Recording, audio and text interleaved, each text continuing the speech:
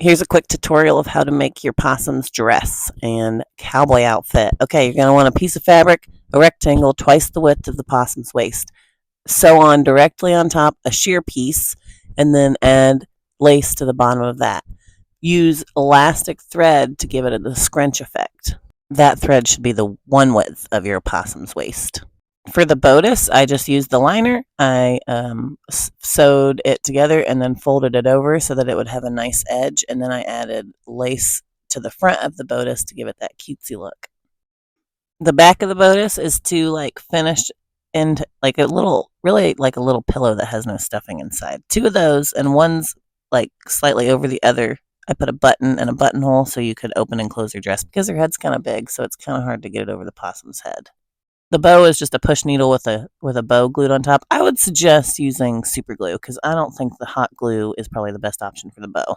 But for this vest, hot glue is a great option. I cut out a little pattern. I use little strips of the fabric to glue the pieces together so they can be flat because I think it would look bad if I sewed this.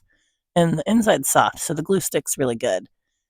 This is his little vest that I'm making, and this fabric, this leather, it's fake leather, obviously. It's from the Dollar Tree. For the little collar, I just folded it over and stitched it. His belt buckle is made out of polymer clay. In order to do the legs, I rolled the polymer clay really thin and then used a tool to add the legs. I thought that was helpful. I cooked it once in the oven, and then I added the metal, and that's so you don't squish the beetle.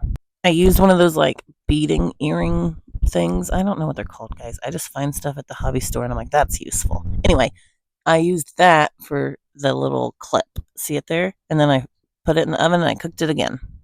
I painted the whole thing black, and then I used a silver Sharpie to, you see there, to add, to bring attention to the beetle details.